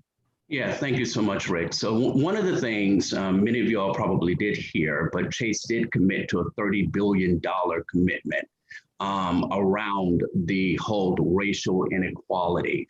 5 million additionally for Philadelphia for small businesses and things like that, so that they can have access to capital. That is so very important. One of the reasons why I can say it like this is because I joined this firm because it was a marriage of my personal type of morality and a company that really believed in diversity and believed in inclusion and believed in access. I say that because in 2016, many of you all can go and Google it, Jamie Dimon wrote an article where he basically said, our biggest problem is not necessarily technology. Our biggest problem is the retention and the attraction of Black talent. That's huge. And that was in 2016, prior to anything that we're hearing now around social divide and things like that. And so access to capital is a part of that initiative. We have something that's called Advancing Black Pathways, that we're giving that information to the community so that all the communities can rise up together, and so that the information for them personally, they can extend that for their families. So that's what it's about. That's really what it's about. We're not better than anybody. It's incumbent upon us to make sure that we give the information so that everybody can be lifted up. And that's what Chase is about. Thanks so much, Brian. Jim, we'll shift to you on a discussion about cybersecurity. Cybersecurity in this age of rapid digital transformation and throughout the pandemic has been of the utmost importance for the banking community. Tompkins Vist Bank has been one of the many institutions investing more resources in cybersecurity. What's been the overall scope of these investments, and do you believe the virtual banking space is becoming safer as time goes on? It's a good question. As sure as everyone in this panel knows, fraud prevention is top of mind constantly. We've invested a lot of time into technology and fraud prevention, but mostly with educating the consumer. We found a lot of times some of the frauds that we've been experiencing has been related to issues related to passwords, PIN numbers, things of that nature. So we spent a lot of resources in having webinars and news alerts and security alerts to our customer base Simple things as changing your password or having a more sophisticated password is important. And I know on the cash management side of things that we've really invested in trying to have more of a dual control with our customer base, whether it be providing organizational specific numbers for ACHs and wires, and generating codes, whether it be through text or phone calls or through token rings that customers can authorize transactions. But dual control has been a real emphasis, where someone initiates a transaction and has it validated by someone else in their company. And I know that we'll be hearing a lot more about blockchain technology in the future, something that, is definitely more difficult to hack. And as that becomes more prevalent, I think you're going to see a lot more safeguards and protections as it comes with cybersecurity. Thanks, Jim. So this next question we'll direct to Suzanne, and it's really about OceanFirst and their acquisition strategy, and how is the bank complementing its organic growth through acquisitions of other community banks, and how have these acquisitions impacted your technology capabilities? And do you believe that the challenges stemming from the pandemic will result in an increase or a slowdown of acquisition activity within the industry? Yeah, thanks, Rick. Yeah, OceanFirst has grown up from a $2 billion bank in the last 7 years to a almost $12 billion bank through about 7 acquisitions. We have a dual path for growth, not only acquisitive, but also expansion into other markets. Philadelphia is a great example of that. I was hired 2 years ago to build out our Philadelphia presence. We believe in organic growth. So we opened, a loan production office in the Philadelphia market just 2 years ago. We built a portfolio of $1 billion in that period of time. And we're continuing to grow. And now we're actually deciding, not only, since we don't have an acquisition in the market, we're building a branch at 1500 Market Street that will be opening in July. Well, many banks are closing their offices, because we felt it was really important to be and show our commitment and be in the Philadelphia market to service our customers. I think, acquisition appetite it's always going to be there. There's a lot of factors out there, right? When you want to expand geographically, an organization that may not have the technology to scale, that wants to partner up with another organization. We benefited actually with technology from one of our acquisitions, because at the time of the PPP, we were not an SBA lender. We had a license with one of our banks that we acquired. We activated that within a few days with the SBA. And as I mentioned earlier, we partnered with Biz2 and then had that connection to our nCino system. We were open before some of our larger bank competitors accepting applications because of the partnership with FinTech and by the fact that we had this available license through one of our acquisitions. So now our technology, we've integrated, we've really built a technology competency by integrating all these banks and an acquisition competency. And our focus now is really on updating and continue to update our platforms to be more digitally centric and customer centric, top to bottom. And partnerships with fintechs are the way that we're really accomplishing that. Gotcha. Thank you, Suzanne. So I think we're at about 5 minutes left, I've been told. So we'll move on to the next question, and then it can be kind of an open question to any of you that want to comment. And really, the first one is kind of how have customer behaviors been impacted by the pandemic? What will become the new normal in terms of branch space and delivery channels? Suzanne, you mentioned your commitment to the physical space, physical branch. What else, folks? Chime in and let me know how your customer behaviors have changed. I could hit that a little bit. The customer interaction with the pandemic. We heard earlier on some of the other panels about organizations and how they're looking at their space going forward, and I think banking is very similar in the fact that most likely you're going to see some kind of a blend of a different use of space, and continuing to leverage the virtual environment and video and WebEx.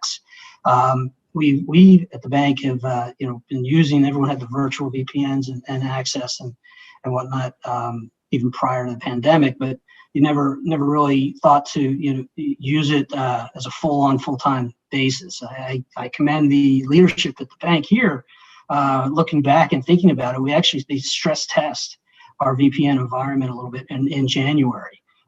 in advance of seeing this virus starting to move throughout the world, and test it with entire groups and teams off, for weeks or periods of time to get, the non-tech day in, day out activities covered and thought through.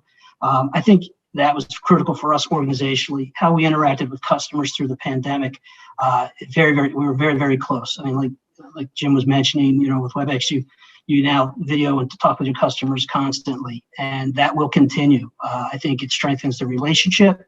It enables you to be much more responsive and meet needs and learn about one another, build trust, and build that relationship for the long term. So I think the learning points from this experience will be very, very positive. Yeah, I think branches in some form will be here. We call it kind of the Goldilocks strategy. You don't want to be too small, you don't want to be too large, but you want to be in the right place, serving the customer with their needs. And I think a lot of the basic services, the video teller, there's ways that we can automate those basic transactional services, but we can elevate the service in the branch. We call it our super branch, where you do have, the higher trust services, lending services, investment services, those services where, people do want to meet with someone and see them in person and are willing to drive maybe a little bit further for that value add. Just piggybacking kind of on what's been said, obviously Chase is still building. If we were not, I would be in trouble, but we are still building right now. And so we actually have about 38 branches kind of right now built in the greater or in the Del Val area. I've got a branch that was just opened about 2 weeks ago. I've got another one that's opening in about 2 months. So there's a lot that we're doing because clients still like the feel of the traditional branch where they can walk in and talk to Mr. Rick and how is it going and that sort of thing. But we also are mindful of those clients that now convenience is a priority for them and they want to do things more digital. And so we're prepared for that as well. Yeah, and to echo Suzanne, I mean, the branch system is going to feel different. It's going to be branded different, but for the high touch, high value appointments, I think they're essential. Definitely coming from a community bank perspective, the community bank will be out there educating customers on how to use digital technology, and so there will be a need for it to just feel different, and it'll be for a specific purpose. So we're still bullish on the branch system. That's perfect. Well, thanks to each one of you for your insights in terms of this digital transformation. I think we're about out of time. We had a few questions that came in that I think we answered through our discussion. And thanks to the Capital Analytics Group for putting this on. It's been great. Thank you so much. Thank you. Thank you to everyone. If I can just grab your smile real quick. Perfect. Thank you so much. Thank and you. now we're going to hand it over to Josh Greenberg, the Executive Director for Invest Philadelphia and Invest South Jersey, to close out our program today.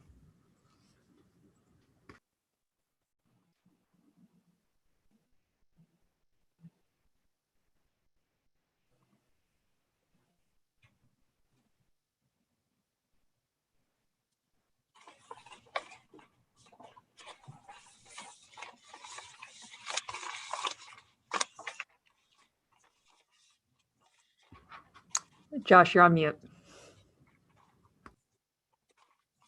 Thank you, panelists. What a great way to conclude our event. Well, good afternoon, everybody. For all of you that I haven't had the pleasure to meet, my name is Josh Greenberg, and I'm the Executive Director of Invest Philadelphia and Invest South Jersey. It's been amazing to work with you and all of your colleagues to put together our third edition of Invest Philadelphia. Despite everything, 2020 has been a real success. This is our largest audience that we've ever had, and I think it speaks to the necessity of what we do now more than ever, business intelligence, to attract and promote more investments to this great city. Again, I would like to thank our incredible sponsors today in making this all possible. Gold sponsors, Bryn Mawr Trust, Essential Utilities, Newman University, PGW, Penn State Abington, Westchester University.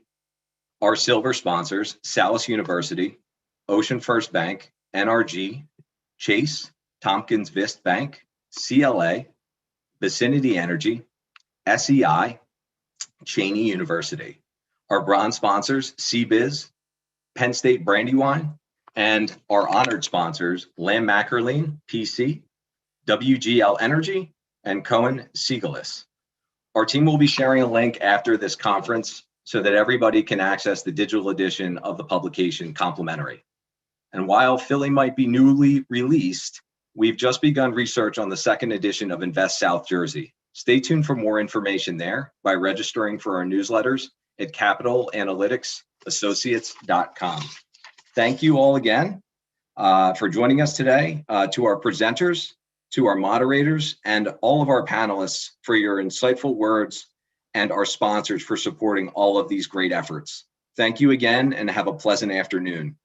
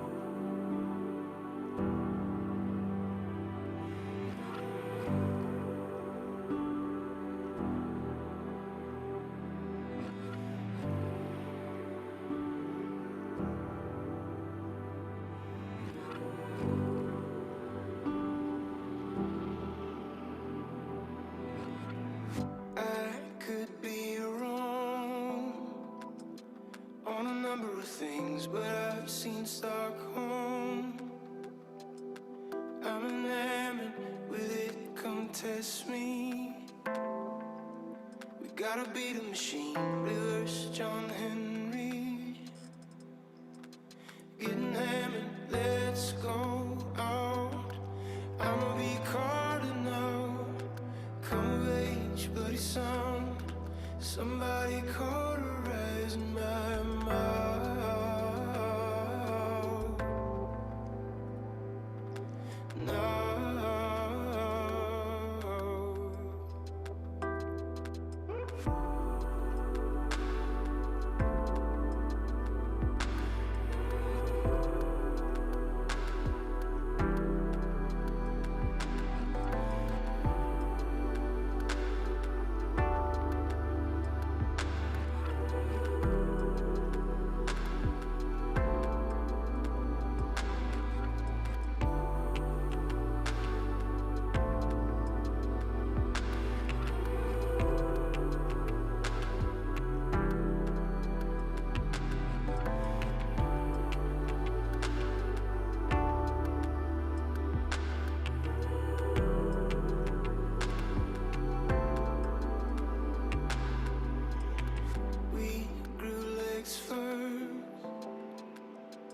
tear the color of sea, so long, sweet comfort.